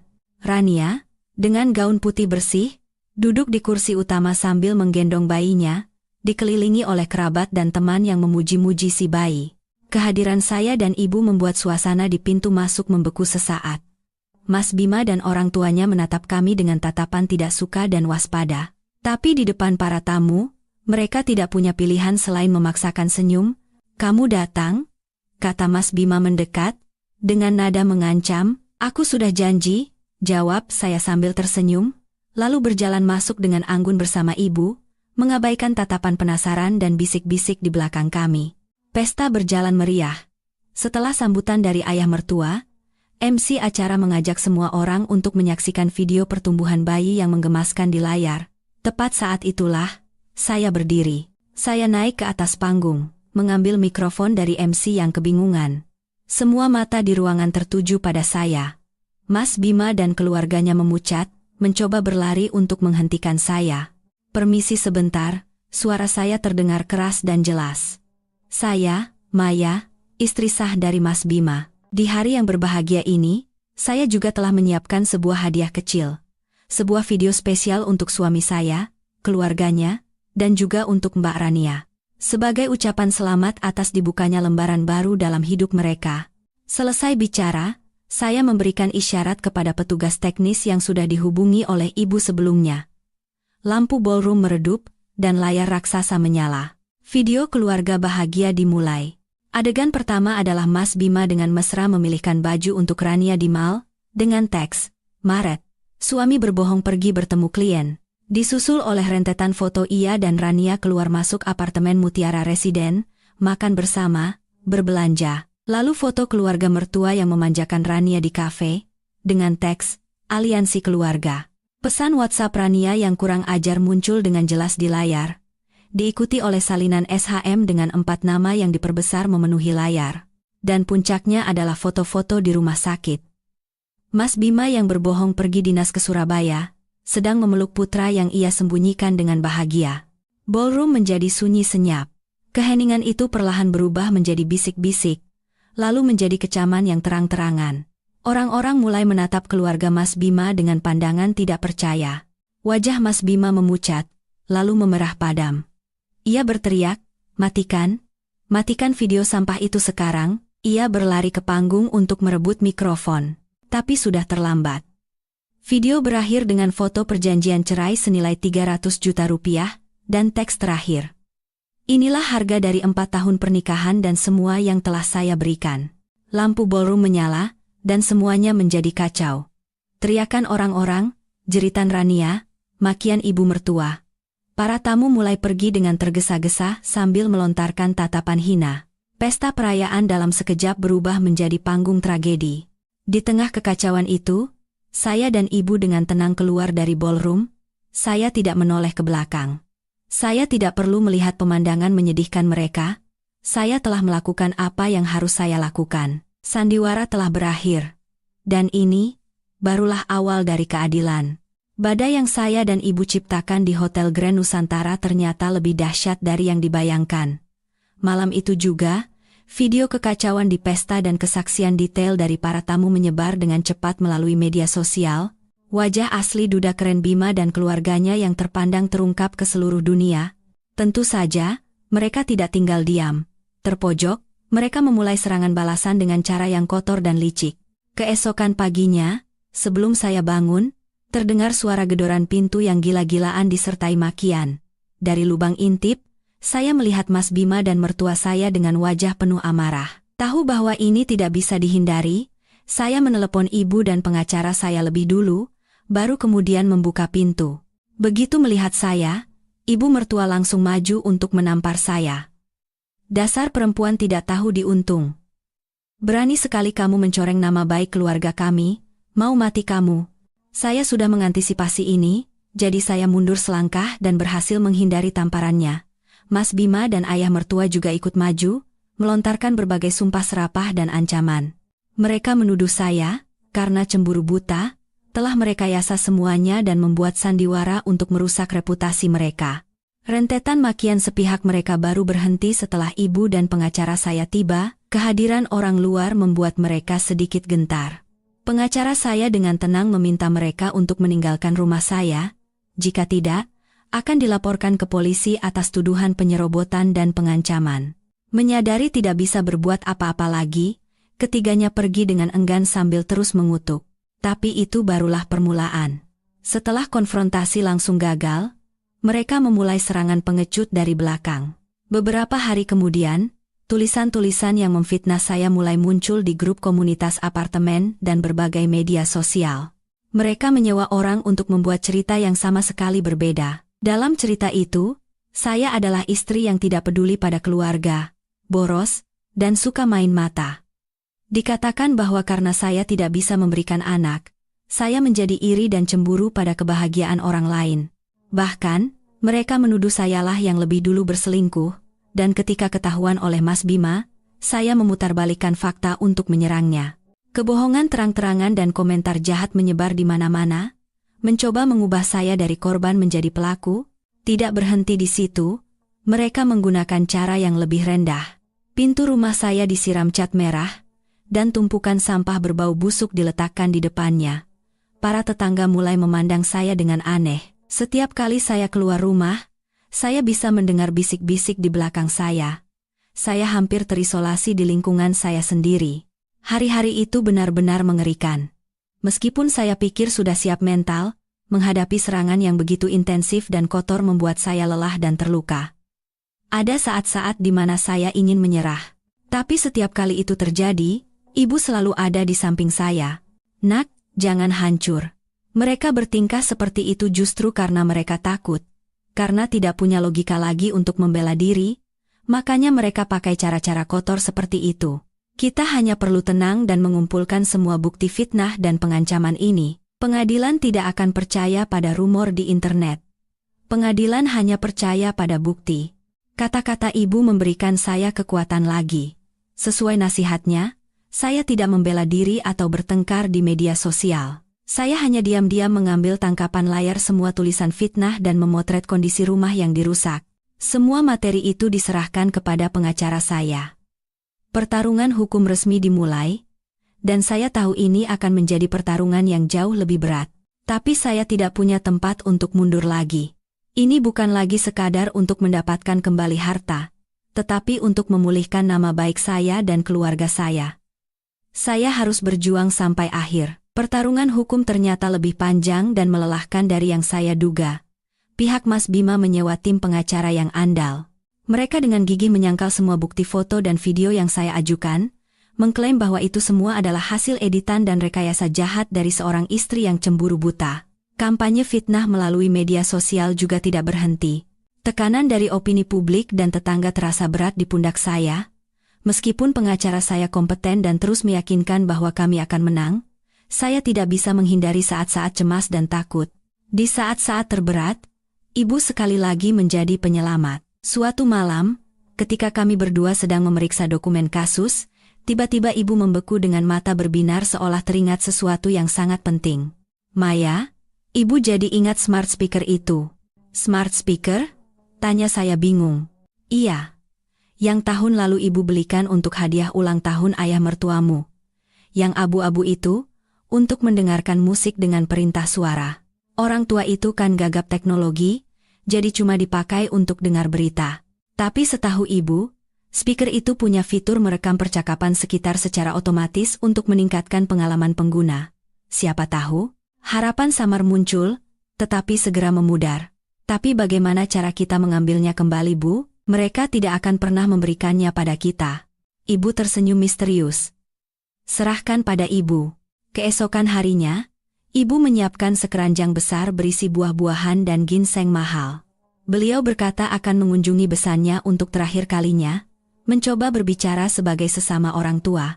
Saya khawatir dan ingin ikut, tetapi ibu melarang, mengatakan ia harus pergi sendiri. Seperti yang diduga, awalnya mereka bahkan tidak mau membukakan pintu, tetapi ibu memohon dengan air mata, mengatakan bahwa bagaimanapun mereka pernah menjadi satu keluarga, dan dengan anak-anak yang sudah sampai ke pengadilan, bukankah sudah seharusnya orang tua bertemu untuk terakhir kalinya, demi menyelesaikan masalah secara baik-baik? Apa tidak malu dilihat tetangga? Mungkin karena sisa-sisa harga diri, mereka akhirnya mengizinkan ibu masuk. Di dalam, ibu sama sekali tidak menyinggung soal perceraian. Beliau hanya mengeluhkan takdir dan jodoh, lalu dengan cerdik mengalihkan pembicaraan ke kesehatan ayah mertua. Belakangan ini wajah bapak pucat ya? Pasti karena banyak pikiran. Oh iya, ngomong-ngomong, smart speaker yang saya hadiahkan tahun lalu, tidak ada masalah kan? Katanya, dari pabriknya, ada program penarikan untuk update software gratis, biar performanya jadi lebih bagus. Mau saya bawakan ke pusat servis? Ayah mertua, yang buta teknologi dan kebetulan sedang kesal dengan alat itu, langsung mengangguk. Oh, iya? Bawa saja, suka macet-macet sendiri, bikin kesal saja. Ibu mertua tampak sedikit curiga, tetapi ibu dengan cepat menambahkan, iya, Pak. Nanti saya urus, dan sebagai tanda perpisahan dari saya, akan saya gantikan dengan yang baru dan lebih bagus. Mendengar kata baru dan lebih bagus, ibu mertua tidak berkata apa-apa lagi. Begitulah, ibu berhasil membawa pulang speaker yang bagaikan harta karun itu. Kami segera memanggil adik sepupu saya yang ahli gawai. Setelah beberapa saat mengutak-atik, ia menghubungkan speaker itu ke komputer. Ratusan file rekaman muncul di layar. Kami menahan napas, mendengarkan file satu persatu. Sebagian besar hanyalah suara berita, musik dangdut, dan percakapan sehari-hari yang tidak penting. Tepat saat kami hampir menyerah, sebuah file rekaman membuat kami semua berhenti. Waktu rekamannya adalah sebulan yang lalu. Suatu malam setelah Mas Bima meminta cerai pada saya, suara Mas Bima dan ayah mertua terdengar sangat jelas. Ayah mertua. Ayah agak khawatir, kenapa dia setuju cerai semudah itu. Jangan-jangan ada rencana lain. Mas Bima dengan nada angkuh. Rencana apa, Yah? SHM sudah ada nama kita. Tabungan pribadinya sebentar lagi kita kuras. Perhiasan warisannya juga sudah aku sembunyikan baik-baik. Dia tidak punya bukti apa-apa. Ayah mertua, mau melawan bagaimana lagi? Setelah cucu kita akikah, langsung usir saja. Perempuan mandul memang harusnya pergi dengan tangan kosong. Mas Bima tertawa sinis, Benar, ya. Untung dulu aku pintar menyelipkan surat pengalihan hak di tumpukan dokumen pinjaman itu. Bodoh sekali, dia tidak baca sama sekali dan langsung tanda tangan. Kami semua membeku. Inilah dia, pengakuan yang keluar langsung dari mulut mereka sendiri. Bukti tak terbantahkan, bukti pamungkas. Ini dengan jelas membuktikan semua penipuan dan konspirasi penggelapan harta mereka. Dengan tangan gemetar, saya menyimpan file rekaman itu ke dalam USB. Air mata kembali mengalir. Tapi kali ini, air mata kelegaan dan harapan. Perang kotor mereka, dengan segala fitnah dan trik licik, akan berakhir di hadapan bukti yang begitu jelas ini. Keadilan akhirnya ada di tangan saya. Hari sidang terakhir. Suasana di ruang sidang sangat tegang. Pengacara pihak Mas Bima masih dengan percaya diri membantah semua bukti yang saya ajukan dengan logika yang tajam, mengklaim semuanya hanyalah delusi dari seorang istri yang cemburu. Mas Bima dan keluarganya duduk di seberang dengan ekspresi angkuh seolah yakin akan menang.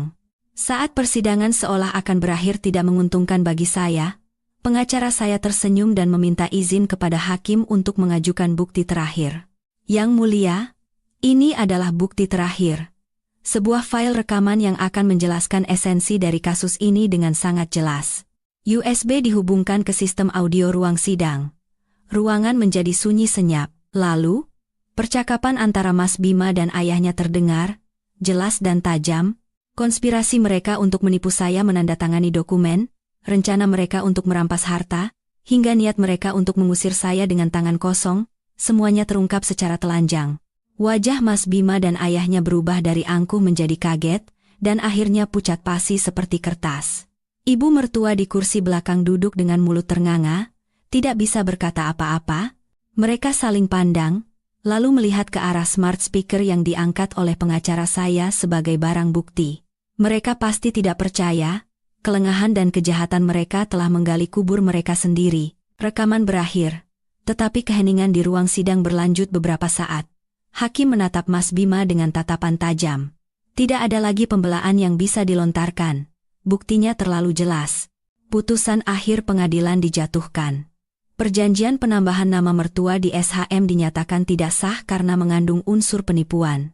Rumah tersebut diakui sebagai harta bersama suami istri, dan dengan pertimbangan bahwa sebagian besar dana pembelian berasal dari bantuan orang tua saya serta kerugian mental dan material yang saya alami, hak milik penuh atas rumah jatuh ke tangan saya. Mas Bima tidak hanya tidak mendapatkan pembagian harta, tetapi juga harus membayar ganti rugi dalam jumlah besar atas penderitaan mental, pencemaran nama baik, dan nilai perhiasan warisan yang ia curi. Keadilan akhirnya ditegakkan. Saat meninggalkan gedung pengadilan hari itu, saya merasakan kelegaan yang tak terhingga. Pertarungan yang melelahkan telah berakhir, dan saya menang.